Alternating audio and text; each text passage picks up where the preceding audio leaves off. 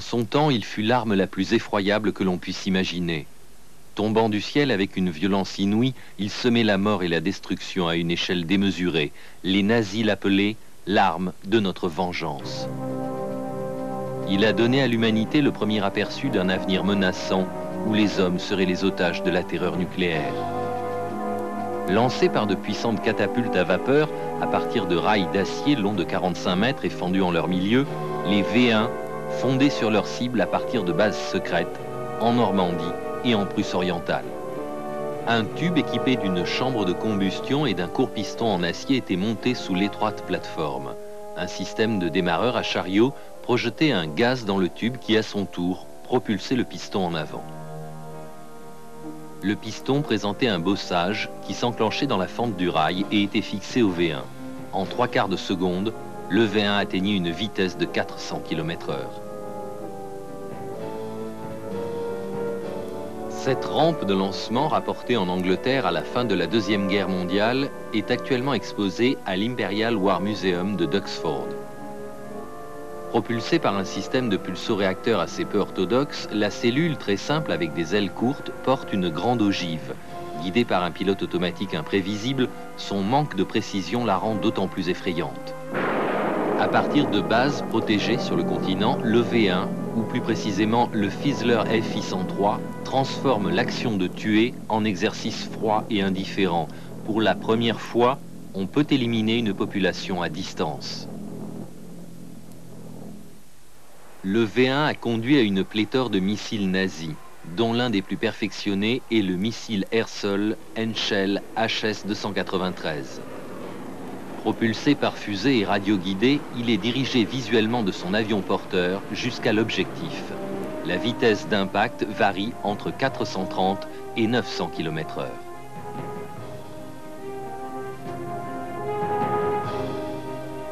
Mais le plus terrifiant de tous est le redoutable V2, de loin le plus puissant. Pesant plus de 14 tonnes, avec une portée d'environ 300 km, il emporte une ogive d'1 tonne à une vitesse de pointe de 5450 km/h. De nouvelles armes de défense aérienne sont aussi développées, telles ce Rheintochter ou Fille du Rhin. Le X-4 devient le premier missile air-air destiné aux nouveaux avions à réaction. Le Rheinbote ou Messager du Rhin est une fusée à étage dont la portée est supérieure à 160 km. Volant à près de 6000 km/h, c'est l'engin le plus rapide que l'homme ait jamais connu.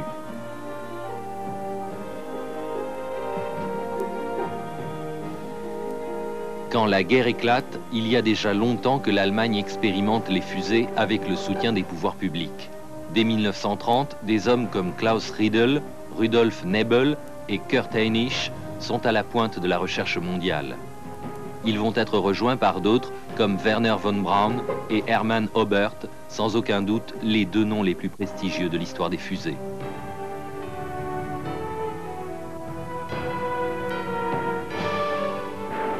D'autres recherches périphériques mais essentielles sont menées par des hommes comme Raymond Tilling. La fusée Tilling à propergol liquide, équipée d'ailes rétractables pour une meilleure récupération, est testée avec succès en 1932. Lancée par un tube fixé sur un trépied, elle n'a jamais dépassé 300 mètres d'altitude, mais n'en reste pas moins un modèle du genre pour l'époque et un jalon essentiel. Quand elle atteint son zénith et que tout le carburant est consommé, les ailes se détachent et l'engin retombe sur terre pour être récupéré. On espérait pouvoir ainsi transporter le courrier sur de courtes distances. Un an après cet essai, Tilling est tué par l'explosion d'une fusée pendant le lancement.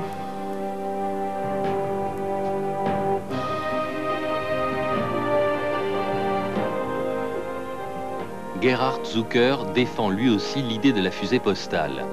En 1935, en Allemagne, il lance cette fusée, non sans avoir auparavant testé un prototype plus petit en Écosse.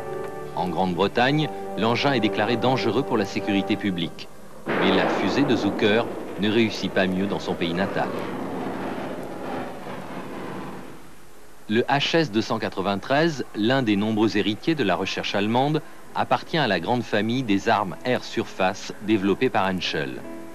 Alimenté par une fusée à propergol liquide, le missile se compose d'une bombe SC-500 à laquelle s'ajoute un fuselage arrière et des ailes. La fusée Walter 109 est équipée de 2 réservoirs intérieurs. Un destiné au T-stoff, ou peroxyde d'hydrogène, et un autre au Z-stoff, autrement dit au permanganate de sodium. Le moteur génère une poussée de 600 kg pendant une dizaine de secondes, ajoutant ainsi près de 200 km/h à la vitesse de lancement du missile. Il est largué entre 40 et 200 mètres du sol, à une distance de la cible variant de 3 à 15 km. Le plein du réservoir est fait avant que celui-ci ne soit fixé au missile. Ici, ce modèle, probablement un HS-293D, est préparé pour un essai à partir d'un Heinkel HE-111H. En 1944, on cherche à l'utiliser contre les navires, et quelques 70 missiles seront ainsi lancés pour en améliorer la précision et la fiabilité. Il est surprenant de voir que, comme les bombes intelligentes d'aujourd'hui, cette version est équipée d'une caméra montée sur le nez de l'engin pour repérer la cible à distance et viser. Les cônes de contrôle de traînée fixés en bout d'aile servent à ralentir le missile pour l'empêcher de dépasser ses capacités de résistance et de se désintégrer en plein ciel. Bien que la plupart des HS-293 soient télécontrôlés par radio, certains sont équipés d'un système de guidage de secours par fil qui relie physiquement l'avion au missile. Un fil mince qui le rattache à un contrôleur distant d'une trentaine de kilomètres.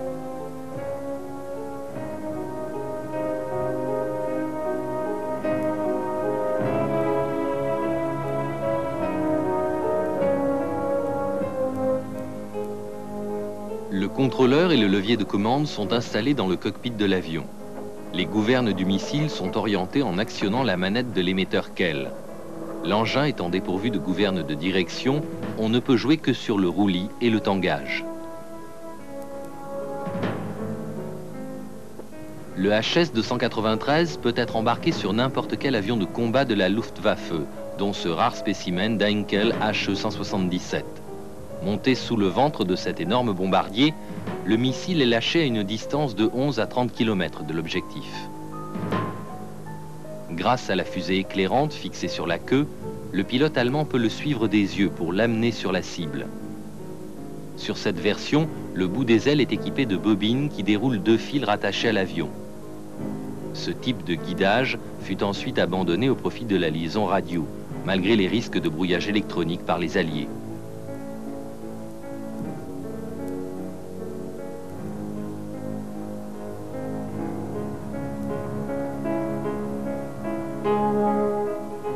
Le Henschel HS-298V2, avec cette surprenante ogive en saillie, est un descendant du premier missile RR, le HS-298V1. Le premier HS-298 était plus trapu, et la position de l'ogive, du générateur du système de commande et du propulseur était inversée. L'ogive explose au contact de la cible. L'engin est propulsé par un moteur fusée Schmieding 109 à poudre d'une poussée de 155 kg. Sa portée maximale est d'environ 2,5 km. Près de 1900 prototypes du HS-293 ont été construits et leur succès encouragea Henschel et la Luftwaffe à en poursuivre la production et à les utiliser en opération. Et ce malgré de nombreux problèmes. Les basses températures, par exemple, entravent souvent le fonctionnement des systèmes de propulsion et de commande du missile. Comme il est difficile de suivre l'engin après le lancement, une fusée éclairante a été fixée à la queue pour permettre un suivi visuel. Une fois lancé, le missile dépasse l'avion dans un long sifflement, propulsé par un moteur fusée Walter, dont l'impulsion ne dure que 10 secondes. Puis, vide de carburant, il fait un vol plané silencieux, contrôlé à distance. La première utilisation du HS-293 a lieu le 25 août 1943, quand des Dornier DE-217 larguent plusieurs d'entre eux sur des contre-torpilleurs alliés en baie de Biscaye. Les résultats sont mitigés, mais 2 jours plus tard, une corvette ennemie est détruite et coulée. Pourtant, cette arme sera relativement peu utilisée et se révélera peu efficace. Elle servira pour la dernière fois contre des ponts sur l'Oder en avril 1945. Le HS-293 a trop d'exigences.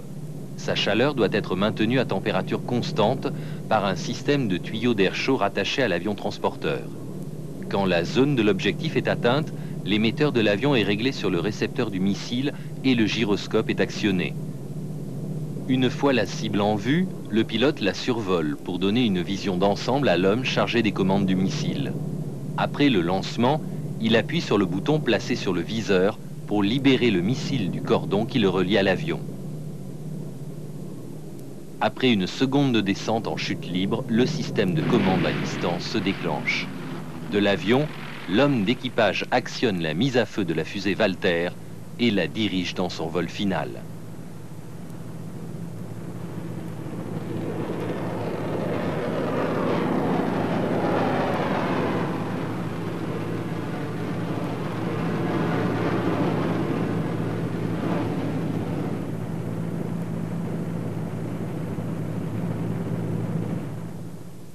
Le X-4 est le premier missile air-air extrêmement performant utilisé sur des chasseurs à réaction et il est destiné en particulier au Messerschmitt Me-262. Des contraintes de taille et de poids font que le missile, son moteur fusée BMW 109 et ses tubes de carburant en spirale doivent être conçus de manière extrêmement compacte. Beaucoup des combustibles utilisés pour les moteurs des missiles allemands sont particulièrement toxiques et souvent hypergoliques, ce qui signifie que si les deux composants entrent en contact, ils s'enflamment, avec parfois des conséquences tragiques.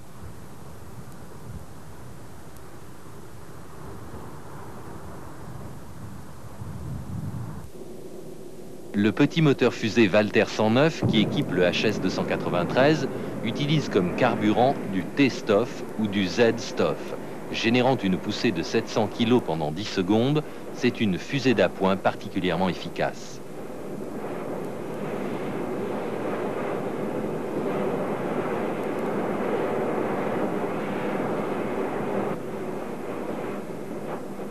Le X-4, suspendu ici à l'aile d'un FW-190, pèse 66 kg pour une portée d'environ 3 km et une vitesse maximale de 1100 km/h.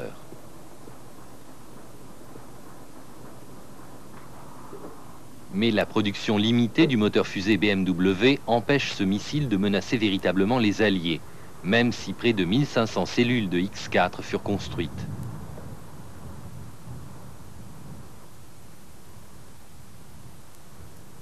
Lors des essais, le X-4 est lancé d'un Junkers Ju-88 ou Ju-388 ou d'un Focke-Wulf FW-190. On peut observer à la suite de ce lancement à partir d'un Ju-88 son vol caractéristique auto-stabilisé à raison d'une révolution par seconde. Ce missile est guidé par fil, avec un émetteur et un récepteur. Le contrôle du tangage et de la dérive est obtenu en variant l'intensité des courants électriques transmis par les fils déployés au bout de l'aile du missile. Comme le 293, il est guidé visuellement à partir de l'avion à l'aide du levier de commande.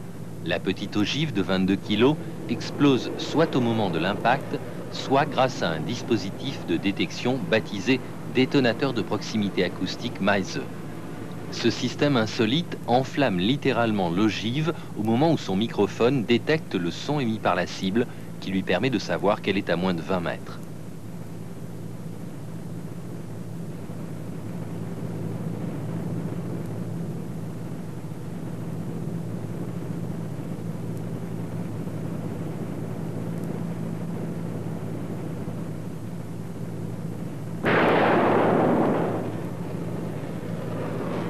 Un autre missile anti-aérien, sol-air cette fois, est le Rheintochter de la société Rheinmetall-Borsig.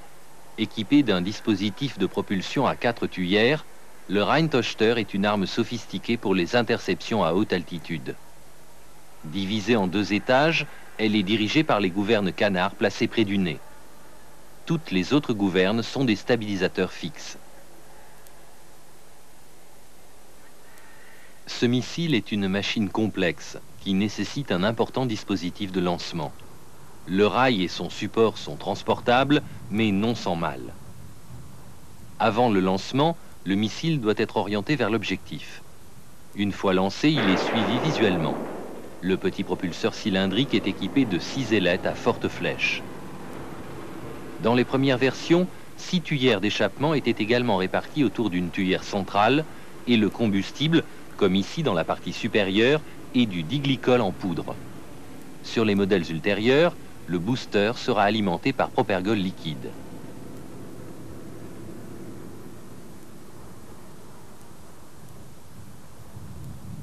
La vitesse maximale dans les deux cas varie de 1000 à 1300 km/h, bien que le plafond pour le modèle le plus perfectionné soit de 1500 mètres, soit 900 mètres au-dessus de celui de son prédécesseur.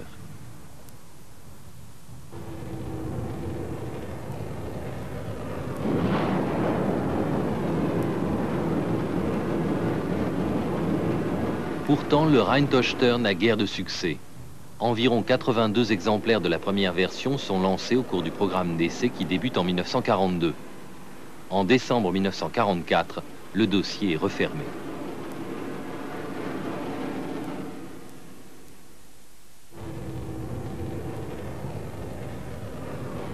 Plus perfectionné, avec son booster à propergol liquide, le R111 est une arme plus efficace. Mais le temps qu'elle devienne opérationnelle, elle est déjà dépassée.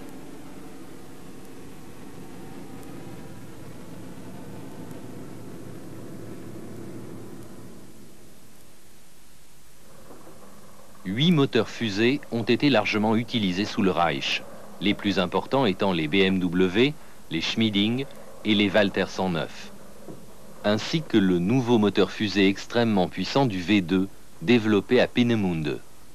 Tous s'avèrent relativement robustes, fiables, faciles à fabriquer et à faire fonctionner. Ils sont propulsés par une dizaine de combustibles. L'A-Stoff, l'oxygène liquide, le B-Stoff, l'essence, le C-Stoff, un mélange d'hydrate d'hydrazine et d'alcool de méthylène, le M-Stoff, le méthanol, le R-Stoff ou Tonka 250, un mélange de xylidine et de triéthylamine, le SZ-Stoff, l'acide nitrique, le T-Stoff, le peroxyde d'hydrogène, le Z-Stoff, le permanganate de calcium. Le Visol est de l'éther d'isobutyl de vinyle et le Vassag 61, un combustible solide. Le Henschel HS-117 Schmetterling ou Papillon, missile antiaérien sol-air, utilise 2 fusées alimentées par propergol solide pour l'accélération initiale du lancement. Ces moteurs d'une poussée de 1750 kg sont montés sur le dos et sur le ventre du fuselage. Ils brûlent pendant 4 secondes après l'allumage, puis sont éjectés automatiquement. À ce moment, le moteur principal, alimenté par propergol liquide et fixé dans la queue du missile, prend le relais. Le missile est lancé par un canon de 37 mm. Avec ses boosters, il atteint une vitesse de 1090 km/h. Mais une fois le carburant brûlé, il revient à une vitesse de croisière de 940 km/h. Destiné aux interceptions à basse et moyenne altitude, le HS-117 est guidé visuellement vers l'objectif par un contrôleur au sol qui utilise un écran grossissant. 2 opérateurs gèrent l'intervention.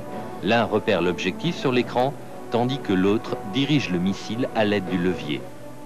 Ils guident le missile par liaison radio et peuvent commander manuellement l'explosion de l'ogive à tout moment. Le HS-117 est même utilisé avec les premiers systèmes radars pour repérer à distance et détruire les avions ennemis. Véritable anticipation sur le futur, cette association reste cependant peu fiable et guère efficace. Comme tant d'autres missiles sol-air nazis, et bien que fabriqué par centaines, le HS-117 n'a jamais servi au combat.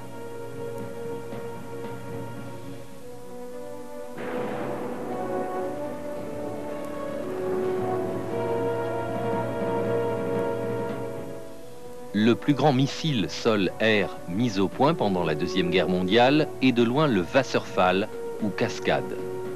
Jamais utilisé au combat, environ 35 prototypes ont été lancés. Basé sur l'aérodynamique du V2, le Wasserfall est un peu plus petit, mais plus manœuvrable.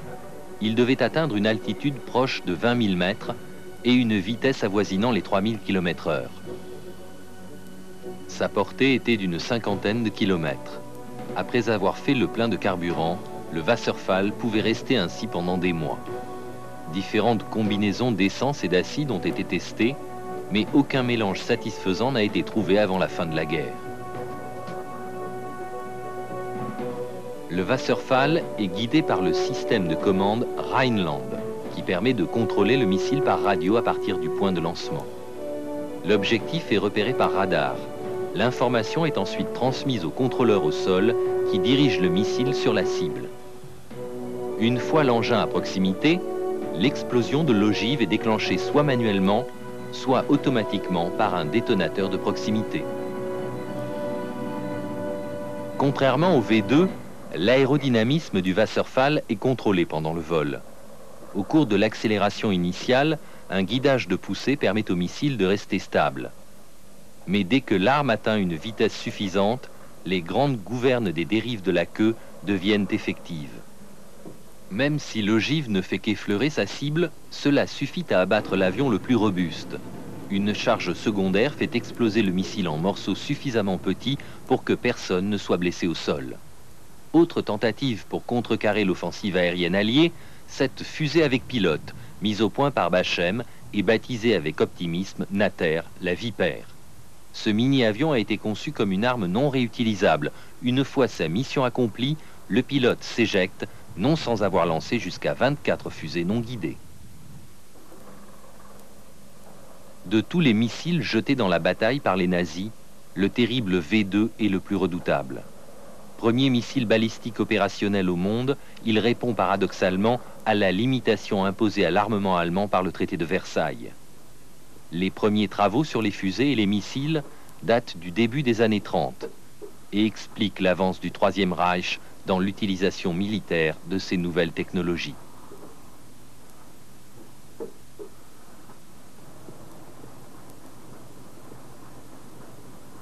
L'expérience acquise grâce au premier programme d'essai va servir le développement des missiles balistiques dans les années à suivre. Les essais de ces A4 et A5 à échelle réduite posent les fondations du A4 grandeur nature, qui sera bientôt plus connu sous le nom de V2. Après les tests initiaux dans les environs de Borkum, l'essentiel des programmes de missiles balistiques s'installe à Peenemünde.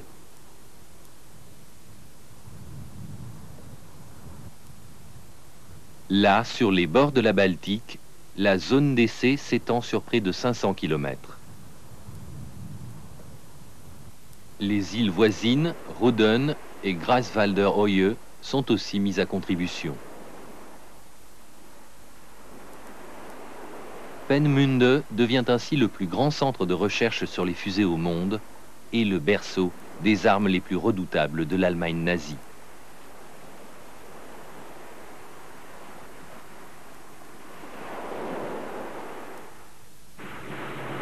Mais les responsables allemands ne négligent pas pour autant les fusées plus petites.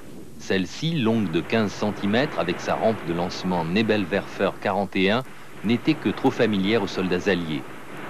De fabrication peu coûteuse, solide et facile à transporter, sa puissance de destruction est terrifiante.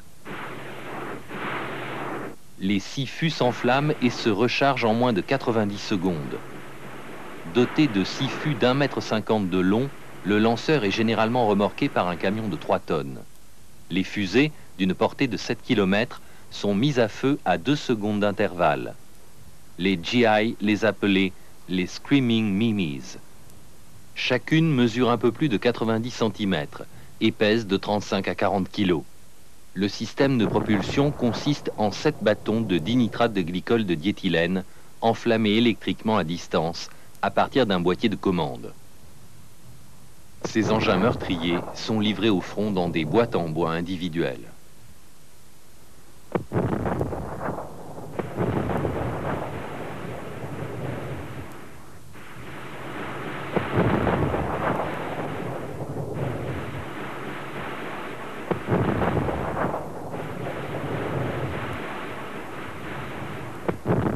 Après la mise à feu, les fusées de 15 cm émettaient un bourdonnement sinistre que les soldats alliés n'oublièrent jamais.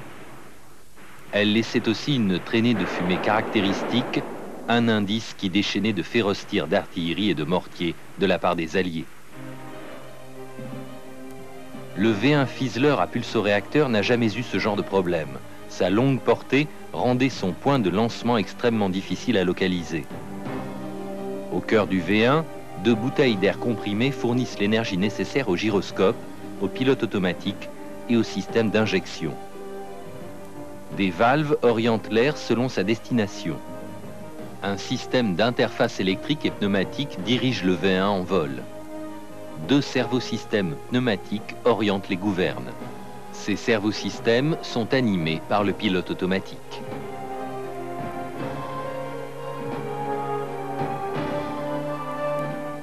Le V1 est installé manuellement sur son support et sur le rail de lancement. Une fois en place, un tuyau d'air comprimé et un raccordement électrique sont les seuls liens nécessaires. Sous la poussée de l'explosion, le missile quitte la rampe à une vitesse de 100 mètres par seconde. Un bouton à 3 positions enflamme le propulseur et enclenche le système de catapulte. En position intermédiaire, il pousse le pulsoréacteur au maximum. 7 secondes plus tard, la pression dans la catapulte devient suffisamment intense pour faire sauter une attache de fixation de 6 mm, libérant le support du missile. En moins d'une seconde, la bombe a décollé. Son profil de vol est simple. Une ligne droite du point de lancement à sa destination, ce qui rend le V1 vulnérable. Mais une fois au-dessus de l'objectif et l'arrivée de carburant coupé, il entame sa plongée meurtrière. Sur simple pression d'un bouton, des milliers de V1 ont été lancés à partir de centaines de sites dispersés dans les territoires occupés par les nazis. Le pulsoréacteur Argus AS-109 se compose essentiellement d'un tube d'acier soudé sur une grille d'admission supportant un ensemble de volets d'acier à ressort. Entre les volets, des atomiseurs vaporisent le carburant dans la chambre de combustion. Une bougie enflamme le carburant au moment où il est injecté, ce qui crée un bruit inoubliable pour tous les citoyens hollandais et britanniques qui ont survécu aux attaques des V1. Le moteur Argus est testé pour la première fois en vol le 30 avril 1941 sur un planeur DFS 230. Les premiers essais servent à vérifier les qualités du moteur et son comportement à faible vitesse. D'autres tests sont ensuite effectués sur un biplan Gotha Geo 145. Un unique pulsoréacteur est monté sous l'appareil, articulé à une extrémité pour donner un champ de vision suffisant au moment du décollage et de l'atterrissage. Le comportement du moteur en vol est surveillé depuis l'arrière du cockpit. Un Messerschmitt ME-110 est aussi équipé d'un pulsoréacteur Argus. Et Messerschmitt construit par ailleurs le ME-328, l'un des rares avions avec pilote propulsés uniquement par pulsoréacteur.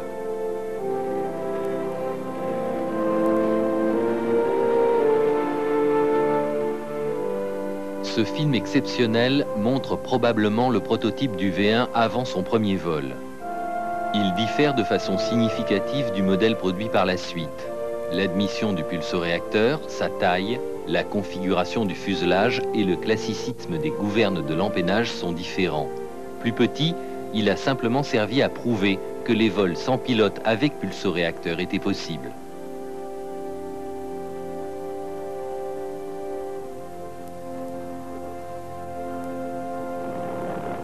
Le processus de combustion est difficile à maîtriser. Un programme d'essai complet, incluant la création de cette pièce d'essai statique utilisée pour observer la combustion des pulsoréacteurs, aboutit finalement à la construction d'un moteur relativement fiable et fonctionnel. Des becs introduisent l'air dans la chambre de combustion. Ils se referment pendant la combustion, puis s'ouvrent pour introduire l'air neuf. Cela s'effectue à une vitesse extraordinaire et produit ce bourdonnement qui lui a valu le surnom de Buzz Bomb. La fusée produit une traînée de flammes qui la trahit de très loin et la révèle souvent aux chasseurs alliés. Le lancement du V1 à partir d'un avion est essayé pour la première fois au cours d'une bataille en avril 1944. Des essais approfondis, dont certains à partir du Heinkel HE-111, ont démontré la faisabilité de cette technique. Un certain nombre de HE-111 sont modifiés à cet effet. Ce mode de lancement augmente la portée effective des bombes et les rend moins dépendantes des sites fixes. La descente du V1 sur l'objectif est rapide et silencieuse. Quand le pulsoréacteur est stoppé, le missile plonge sans autre avertissement. L'ogive de 4 tonnes du V1, d'une efficacité redoutable, détruit facilement des édifices imposants et prélève au passage sa ration de vie humaine. Plus de 8000 V1 furent lancés pendant la guerre et en 9 mois, près de 2500 frappèrent Londres, tuant plus de 6000 civils.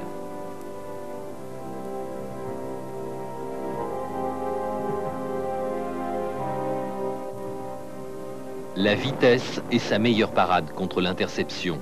La DCA fait office de première ligne de défense. Toucher le V1, qui vole généralement à une vitesse de 580 km/h, est difficile mais pas impossible. Un impact direct n'est pas indispensable. Un simple éclat d'obus peut l'endommager ou rendre inopérant son fragile système de commande. Pourtant, même quand le missile est atteint, les débris enflammés peuvent présenter un danger.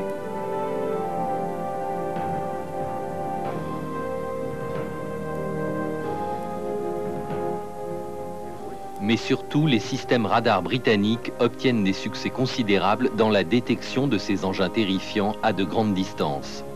Ils permettent d'avertir les habitants d'Anvers et les équipes de DCA longtemps à l'avance. Les artilleurs peuvent ainsi au moins se préparer à l'attaque. Le radar est également utilisé avec succès comme système de visée pour les canons. Le V1, dépourvu de pilote capable d'improviser sa trajectoire, est une cible parfaite dans ce genre de situation. Grâce au radar, les attaques nocturnes des V1, bien que toujours effrayantes, ne sont plus imprévisibles. Il est possible de déterminer géométriquement la cible prévue avant de voir le missile.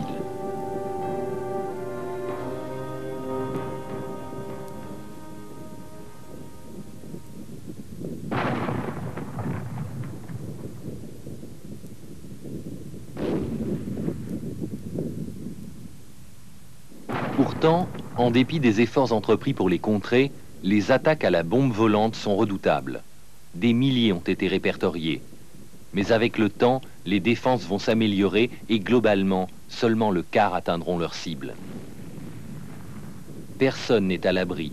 Chaque jour, le bourdonnement des pulsoréacteurs des V1 retentit au-dessus de l'Angleterre. Evelyn Waugh écrit « Il frappait aussi aveuglément que la lèpre ». Le moteur du V1 se tait quand le temporisateur coupe l'écoulement du carburant. Le silence soudain révèle que le missile entame sa descente. Sa trajectoire prévisible et sa vitesse de croisière relativement faible sont souvent fatales au V1.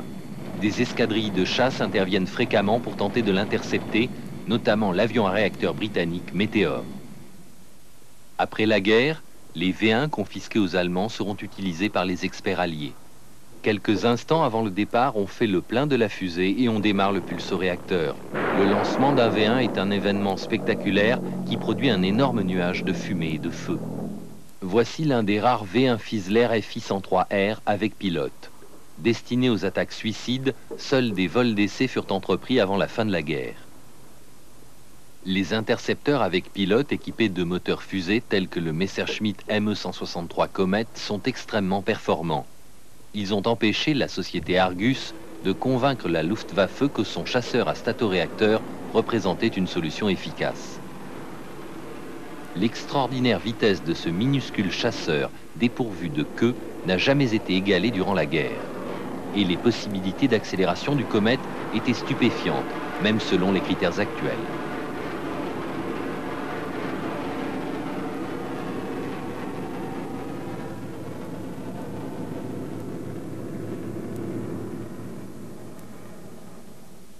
Cet intercepteur est à l'origine du missile Messerschmitt Enzian Sol-Air. Contrairement à son cousin, plus grand et avec pilote, il est d'abord construit en bois et lancé avec 4 moteurs fusées à poudre Schmieding 109 répartis symétriquement autour du fuselage, lequel contient un moteur fusée Walter RI-210B.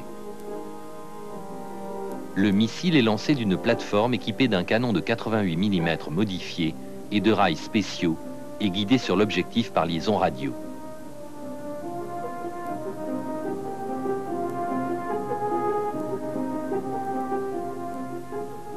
Peenemünde est alors un petit village de pêcheurs sur une île perdue au milieu de la Baltique. Le grand-père de Werner von Braun venait y chasser le canard. Mais dès 1939, il devient le plus grand centre mondial de recherche sur les fusées. Avec ses usines de fabrication d'oxygène liquide, ses ateliers gigantesques, ses hangars et ses souffleries aérodynamiques, près de 4000 ingénieurs et savants allemands vivent sur ces plages. Des milliers d'autres, travailleurs étrangers et travailleurs forcés, fournissent la main-d'œuvre nécessaire au fonctionnement de cette opération démesurée qui doit produire les nouvelles armes de représailles d'Hitler. Paradoxalement, bien que les Alliés contrôlent les airs, l'endroit demeurera secret pendant plus de 3 ans.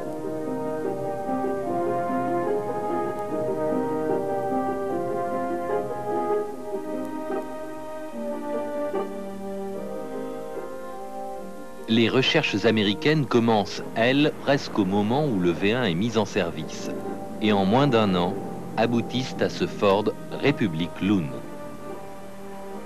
Les répliques d'installations de lancement allemandes, construites pour étudier le meilleur moyen de les détruire, sont ensuite modifiées pour tester les missiles américains. Au début, le Lune est lancé selon le même procédé que le V1. Une fois introduit dans le tube de mise à feu, le piston est scellé pour empêcher toute fuite. Puis le chariot de lancement et le générateur de gaz sont mis en position.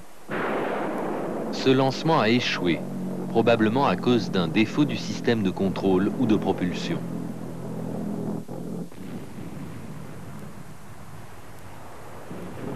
Celui-ci est réussi. Le chariot et le piston se séparent du missile moins d'1 seconde après qu'il ait quitté le rail.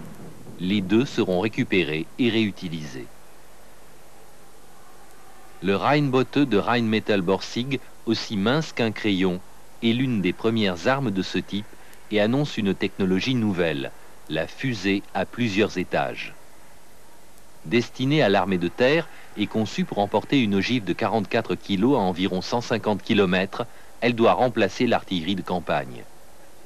Le premier des 4 étages de poudre a 6 dérives et 7 tuyères d'échappement. Il génère une poussée de plus de 40 tonnes et brûle intégralement en 1 seconde.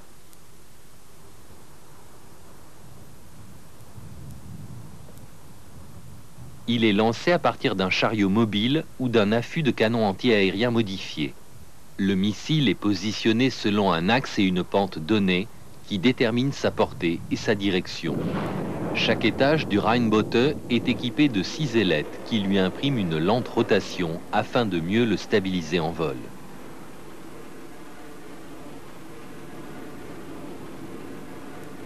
Les étages sont mis à feu les uns après les autres par une charge allumée au moment où l'étage précédent cesse de brûler.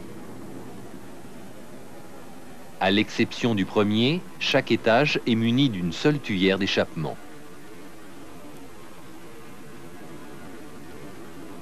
Le Rheinbote n'est pas téléguidé à distance, mais comme pour un obus de canon, tout dépend de la visée initiale.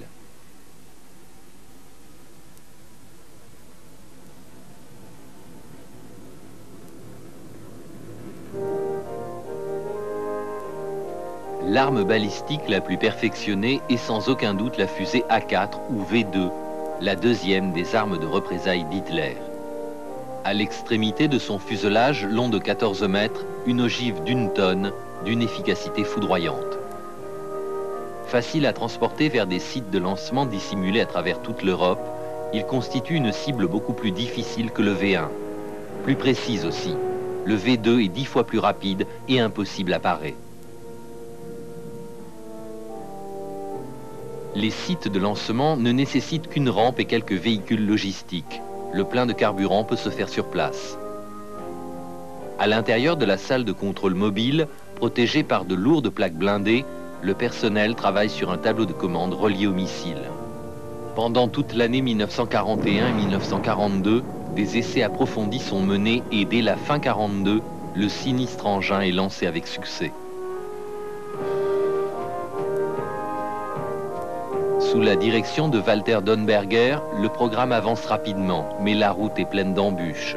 Aux difficultés techniques s'ajoute l'idée du Führer que le missile est un triomphe de la science et non une arme meurtrière de la guerre moderne.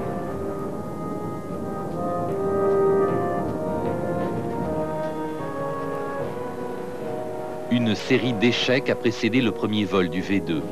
Des hommes ont été tués et des équipements détruits. Les problèmes étaient surtout liés au système de direction et de stabilisation de ces fusées gigantesques.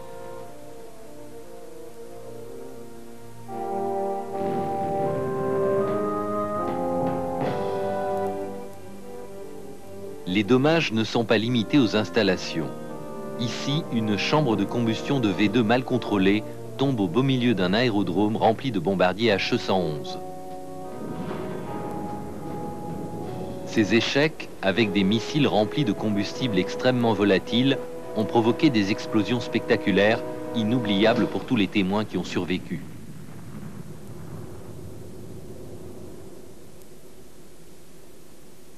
Le V2 est lancé par le plus grand moteur fusée de l'époque. Alimenté par oxygène liquide et alcool, il génère une poussée de 26 tonnes pendant environ 68 secondes. La distance maximale couverte par le missile à son altitude la plus élevée est d'environ 96 km. La durée du vol entre le lancement et l'impact est de moins de 4 minutes.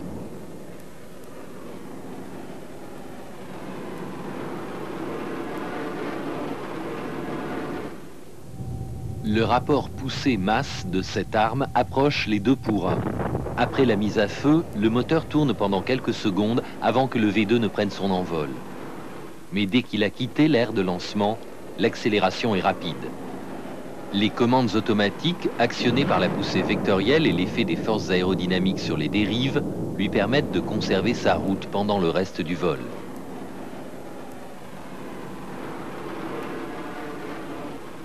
Pour augmenter la portée de 300 km du missile, on développe le A4B. Il est équipé de 2 ailes et 2 seulement seront testés avant l'annulation du programme. Le premier lancement n'est pas franchement un succès retentissant.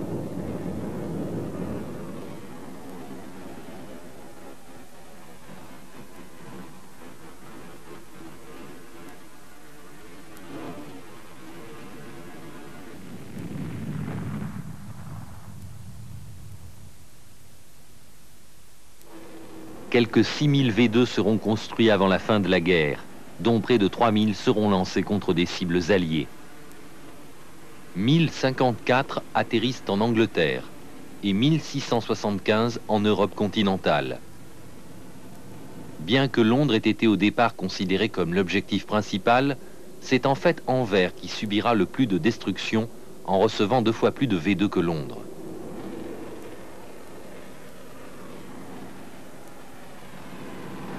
Après la guerre, les V2 sont soigneusement étudiés par les services de renseignement américains et les experts.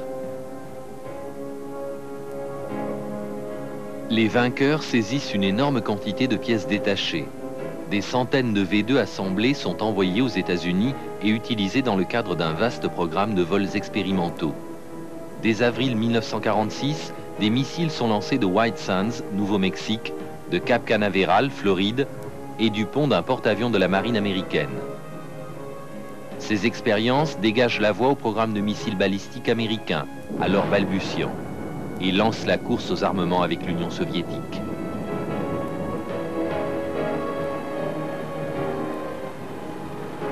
En septembre 1947, un V2 américain est lancé du pont arrière du porte-avions Midway. C'est le premier essai de lancement à partir du pont d'un navire. Le vol n'est pas entièrement satisfaisant et le missile est volontairement détruit à 2500 mètres d'altitude. Les missiles balistiques intercontinentaux américains, tels cet Atlas Convair, montrent bien ce qu'ils doivent au V2. Autre héritier du V2, ce Titan II, le missile balistique intercontinental à propergol liquide le plus puissant utilisé par l'armée américaine.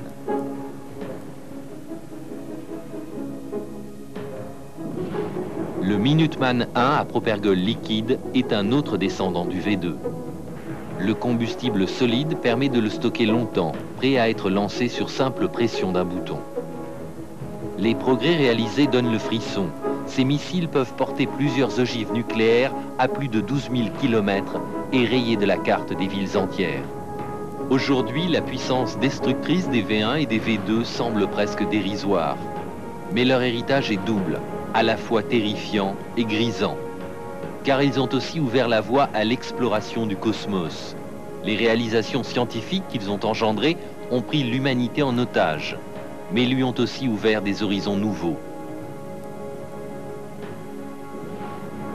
Les V1 et V2 étaient destinés à des missions sinistres, mais les mots qui servent à justifier l'existence de leurs frères d'Apocalypse d'aujourd'hui rappellent étrangement ceux d'Hitler. Si nous avions eu ces fusées en 1939, nous n'aurions jamais eu cette guerre.